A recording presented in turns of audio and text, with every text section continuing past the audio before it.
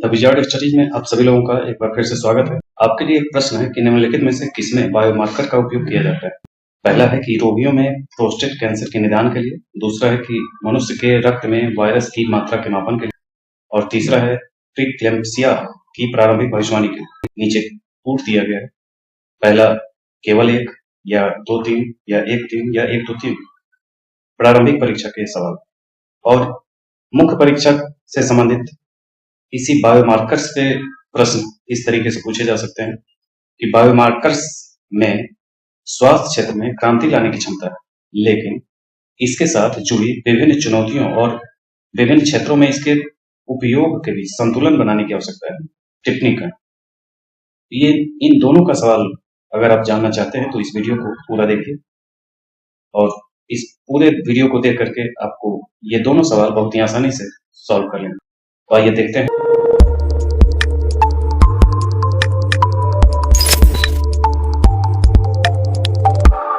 सबसे पहले बायोमार्कर जाने की क्या है।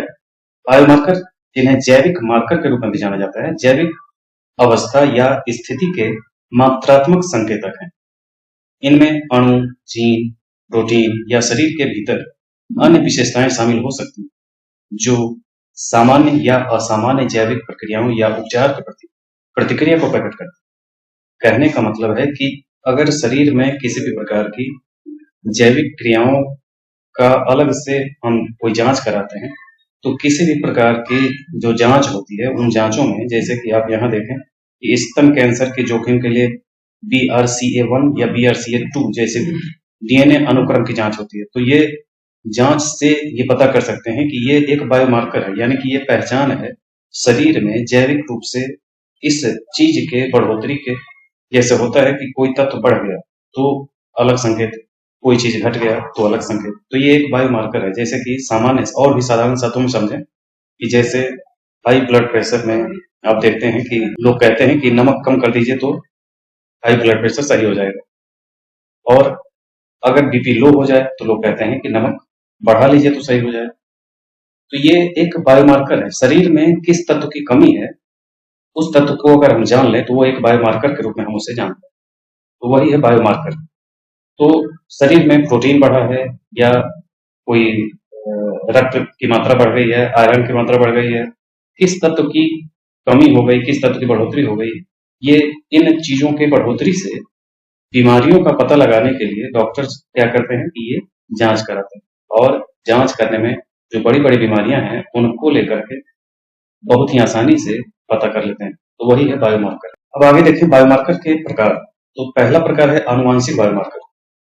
जैसे स्तन कैंसर की जोखिम के लिए BRCA1 और BRCA2 जैसे विशिष्ट DNA अनुक्रम या जीन उत्परिवर्तन देखे जाते हैं। तो ये उत्परिवर्तन, जीन उत्परिवर्तन का मतलब होता है कि जैसे कोई भी चीज किसी पिछली पीढ़ी में कहीं पे कुछ थी, मान लें अगर हम कहें कि हमारे अंदर मैं अगर हूँ गर्म क्षेत्र पर और ठंडे क्षेत्र में जाकर के मैं रहने लगा, और ठंडे क्षेत्र में रहने के बाद मेरे अंदर शरीर में कुछ परिवर्तन होंगे, और वो परिवर्तन जब अगली पीढ़ी में चला जाए और वो वहीं के लायक अनुकूलन अपने आप को कर ले, वो जीन, तो अगली जो पीढ़ी होगी वो ठंडे क्षेत्र के में रहने लायक अनुकूलन प्राप्त कर लेगी, और गर्मी क्षेत्र में भी रहने के लिए अनुकूलन प्राप्त कर ली, तो वो परिवर्तन कहा जाएगा। यानी जीन में एक व्यापक परिवर्तन हुआ जिससे वो दोनों क्षेत्र में रहने के लायक अनुकूल हो गए।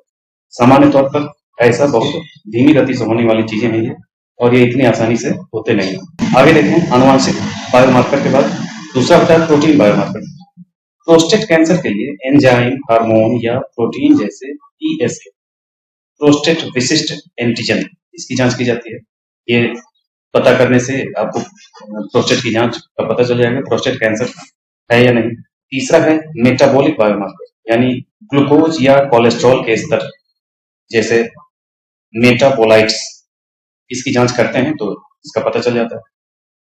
इमेजिंग बायोमार्कर यानी MRI या PET स्कैन के माध्यम से देखे गए ट्यूमर का आकार या मस्तिष्क गतिविधि पैटर्न, यानी कि ये सारी जांचों के माध्यम से हम जान जाते हैं कि की पहचान क्या है उसकी।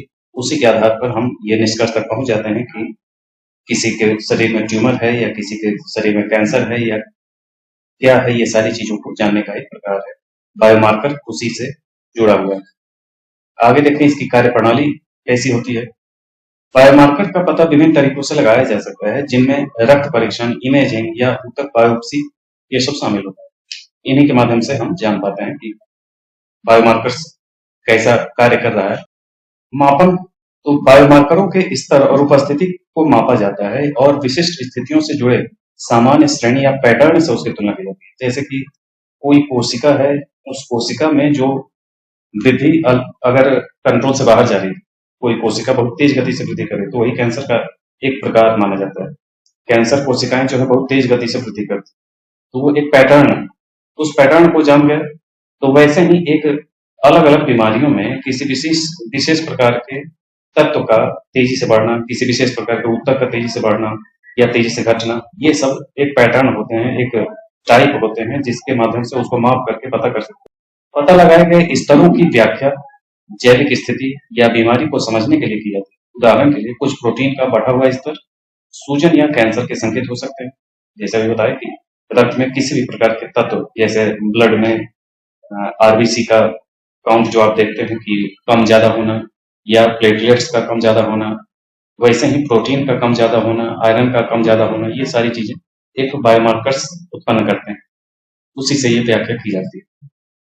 आगे देखें, अंतर्जात रेट्रोवायरस से व्युत्पन्न बायोमार्कर सेंसिटिन्स और प्लेसेंटल विकास। ये पहले सेंसाइटिन्स को जान लो। तो अंतर्जात रेट्रोवायरस या ईआरवी से प्राप्त जीनों का एक वर्ग जो स्तनधारियों में प्लेसेंटा निर्माण के लिए आवश्यक हो गया है। यानी कि ये जो प्रकार है बायोमार्कर का, इससे उत्पन्न जो बायोमार्कर होता है, इससे प्राप्त जीन का एक वर्ग है, यानी कि ईआरबीएस से प्राप्त जीन का एक वर्ग जो स्तनधारियों में प्लेसेंटा निर्माण के लिए आवश्यक हो जाता है। अब सिंसाइटिस में प्लेसेंटा के विकास का में महत्वपूर्ण भूमिका निभाई, जो अंडे देने वाले पूर्वजों से स्तनधारी विकास के लिए एक महत्वपूर्ण अनुकूलन है। यानी कि अंडे देने वाले पूर्वजों से ये अगली पीढ़ी में पहुंचता है और इसके विकास के लिए महत्वपूर्ण अनुकूलन है। हाल के निष्कर्ष इस क्षेत्र में आए हैं। जो मेन मुद्दा है इसके टॉपिक के फिर से चर्चा में आने का, वो ये है कि सन्यात सेन विश्वविद्यालय के शोध ने एक विशिष्ट आरएनए की पहचान की, जो ईआरबी से प्राप्त होता है, जो प्रारंभिक शुरुआत वाले प्रीक्लैम्पसिया में अव्यवस्थित होता है। यह आरएनए संभावित रूप से प्रीक्लैम्पसिया के निदान के लिए बायोमार्कर के रूप में काम कर सकता है, जो उच्च रक्तचाप की विशेषता वाली गर्भावस्था की जटिलता है। यानी कि अभी हाल में सेंसाइटिन्स पे रिसर्च हुआ, उस रिसर्च में ये पता चला, इस एक आरएनए की खोज की है ये लोग, तो ये आरएनए संभावित रूप से प्रीक्लैम्पसिया के निदान के लिए एक बायोमार्कर्स के रूप में काम कर सकता है। यानी कि अगर ये बढ़ा हुआ है तो ये पहचान सकते हैं कि ये हाई ब्लड प्रेशर गर्भावस्था के टाइम में जो सही नहीं हो पाता है, वो जटिल हो जाता है, हाई बीपी, तो उसका निदान इससे किया जा सकता है, इसको कंट्रोल कर। तो ये एक टाइप है बायोमार्कर का की विशेषता है ये, या कहें कि इसका उपयोग है। आगे देखें, ट्यूमर गठन और कोशिका भेदन। अब MERBL गैग प्रोटीन एक ईआरबी व्युत्पन्न प्रोटीन जो कोशिकाओं के टोटिपोटेंसी यानी कि किसी भी प्रकार की कोशिका बनने की क्षमता, टोटिपोटेंसी कहलाती है, से प्लूरिपोटेंसी यानी कि विशिष्ट प्रकार की कोशिका बनाने की क्षमता में संक्रमण को नियंत्रित करता है। यानी कि ये जो प्रोटीन है ये इनमें संक्रमण को नियंत्रित करता है। अब MERBL गैग प्रोटीन इस संक्रमण में शामिल अन्य प्रोटीन को नियंत्रित करने में महत्वपूर्ण है और भ्रूण के विकासात्मक चरणों में सुविधाजनक बनाने के लिए URI प्रोटीन के साथ काम करता है। ये निष्कर्ष साइंस एडवांस में प्रकाशित हुए थे। तो ये एक टाइप हुआ। फिर आगे LTR10 रेट्रो एलिमेंट, यह एक मानव ईआरबी तत्व है जो लगभग 30 मिलियन वर्ष पहले जीनोम में एकीकृत हुआ। कोलोराडो विश्वविद्यालय बोल्डर के एक अध्ययन में पाया गया कि LTR10 कोलेक्टरल कैंसर में ट्यूमर गठन को प्रभावित करता है। रेट्री एलिमेंट की उपस्थिति बड़े जीनोमिक परिवर्तनों से जुड़ी हुई है और ट्यूमर विकास से संबंधित जीन अभिव्यक्ति को प्रभावित कर सकती है। ईआरबीज पे जो बायोमार्कर्स को लेकर के जो नए नए रिसर्च आ रहे हैं, उससे जुड़े हुए ये सारे पॉइंट्स। अब आगे देखें कि उपयोग में आने वाले बायोमार्कर्स के उदाहरण। जैसे कैंसर है, इसमें CA 125 डिम्ब ग्रंथि कैंसर के लिए बायोमार्कर के रूप में जाना जाता है, यानी कि इसका उपयोग है, बायोमार्कर्स के उपयोग कैसे कैसे किस तरीके से करते हैं, ये आपके एग्जाम में काफी महत्वपूर्ण हो सकते हैं प्रारंभिक परीक्षा के लिए। कैंसर के लिए CA 125 डिम्ब ग्रंथि कैंसर के लिए बायोमार्कर है। HER2 न्यू ये स्तन कैंसर के प्रोटीन की अति अभिव्यक्ति है। हृदय वाहिनी रोग का ट्रोपोनिन ये हृदयघात के दौरान स्रावित होने वाला प्रोटीन है जो हृदयघात की चोट का संकेत देता है। बी टाइप नाइट्रियूरेटिक पेप्टाइड यानी BNP हृदय विफलता में वृद्धि करता है। न्यूरो डिजेनरेटिव रोग एमिलॉइड बीटा यानी अल्जाइमर रोग से संबंधित प्रोटीन मस्तिष्क मेरु द्रव या PTE स्कैन में पता लगाया जा सकता है, यानी कि ये इन रोगों का पता लगाने के लिए एमिलॉइड बीटा की जांच कराएंगे तो ये पता चल जाएगा इसके ये मौजूद है या नहीं। इसके बाद संक्रामक रोग में वायरल लोड रक्त में वायरस की मात्रा को मापता है जिसका उपयोग HIV उपचार की निगरानी में किया जाता है। इसके बाद इसका अनुप्रयोग क्या होगा तो ये रोग निदान में इसका इस्तेमाल हो सकता है, जैसे प्रारंभिक पहचान करने के लिए भी बायोमार्कर कैंसर जैसी बीमारियों के लक्षण दिखने से पहले ही पता लगाने में मदद कर सकते हैं। उदाहरण के लिए ऊंचा PSA स्तर प्रोस्टेट कैंसर का संकेत हो सकता है। पुष्टिकरण जब लक्षण स्पष्ट हो तो निदान की पुष्टि करने के लिए इसका उपयोग किया जाता है। तो ये एक तरीके से रोग निदान में बहुत ही सहयोगी होगा बायोमार्कर। तो ये आप आगे देखें। रोग का पूर्वानुमान यानी परिणामों की भविष्यवाणी की जा सकती है बायोमार्कर देख करके। बायोमार्कर किसी बीमारी की प्रगति और परिणाम की भविष्यवाणी कर सकता है। उदाहरण के लिए कुछ जीन अभिव्यक्तियां कैंसर के आक्रामक रूपों का संकेत दे सकती हैं।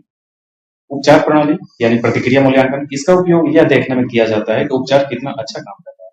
उदाहरण के लिए कीमोथेरेपी प्रभावकारिता का आकलन करने के लिए ट्यूमर मार्करों में परिवर्तन को ट्रैक करना, यानी कि ये एक बायोमार्कर के रूप में इस्तेमाल करते हैं। कीमोथेरेपी कर रहे हैं और ट्यूमर मार्कर में परिवर्तन को ट्रैक करते हैं कि क्या हुआ, यानी कि वो ट्यूमर घटा या नहीं, ये चीजें।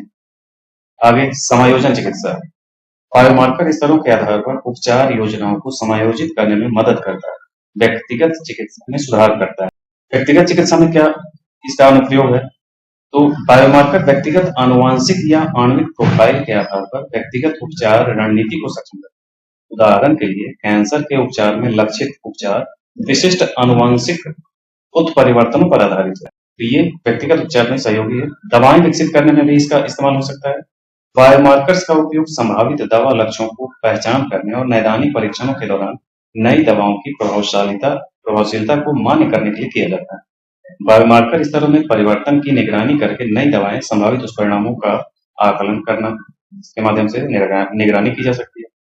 सार्वजनिक स्वास्थ्य में क्या इसका लाभ है तो मधुमेह, कैंसर, हृदय संबंधी बीमारियां जैसी बीमारियों के लिए बड़े पैमाने पर स्क्रीनिंग कार्यक्रमों का उपयोग किया जाता है ताकि जोखिम वाली आबादी की पहचान की जा सके। तो ये इसका लाभ है। निष्कर्ष रूप में यह कहा जा सकता है कि बायोमार्कर स्वास्थ्य सेवा के विभिन्न क्षेत्रों में अपार संभावनाएं रखते हैं जो बेहतर निदान, व्यक्तिगत उपचार और दवा के विकास में प्रगति प्रदान करते हैं। कठोर सत्यापन और मानकीकरण, नैतिक प्रथाओं और व्यापक रणनीतियों के माध्यम से चुनौतियों का समाधान करके बायोमार्कर के पूर्ण लाभों को महसूस किया जा सकता है। यह सुनिश्चित करना कि बायोमार्कर विश्वसनीय, सुलभ और समग्र स्वास्थ्य सेवा दृष्टिकोण को एकीकृत है, इससे अधिक सटीक निदान और बेहतर उपचार परिणाम रोगी की देखभाल में समग्र वृद्धि होगी। तो ये एक निष्कर्ष मैं इसलिए आपको दे रहा हूँ ताकि आप आंसर राइटिंग आप करें तो आंसर राइटिंग में आपको किसी भी प्रकार से मैटर की कमी न रहे, इसलिए ये पूरे तथ्य को आप इस्तेमाल कर सकते हैं। अब आए वापस प्रश्न पर। तो प्रश्न था कि बायोमार्कर का उपयोग किसमें किया जाता है तो इसका आंसर है डी, तीनों में। रोगियों में प्रोस्टेट कैंसर के निदान में भी किया जा सकता है, मनुष्य के रक्त में वायरस की मात्रा मापन में भी किया जा सकता है और प्रीक्लैम्सिया की प्रारंभिक भविष्यवाणी भी की जा सकती है। तो इस तरीके से ये आप अगर जान रहे हैं तो आपको बहुत आसानी से इस टाइप के क्वेश्चन सॉल्व हो जाएंगे, और नहीं जान रहे हैं तो ये बहुत ही समझने में कठिनाई होती है। और इस सवाल का कि बायोमार्कर्स में स्वास्थ्य क्षेत्र में क्रांति लाने की क्षमता है, उम्मीद है कि इस पूरे वीडियो को देख करके आप इस आंसर को लिख ले जाएंगे। तो ये था आज का बायोमार्कर। मिलते हैं इसी ढंग के अन्य वीडियो के साथ अगले वीडियो में। अभी के लिए धन्यवाद।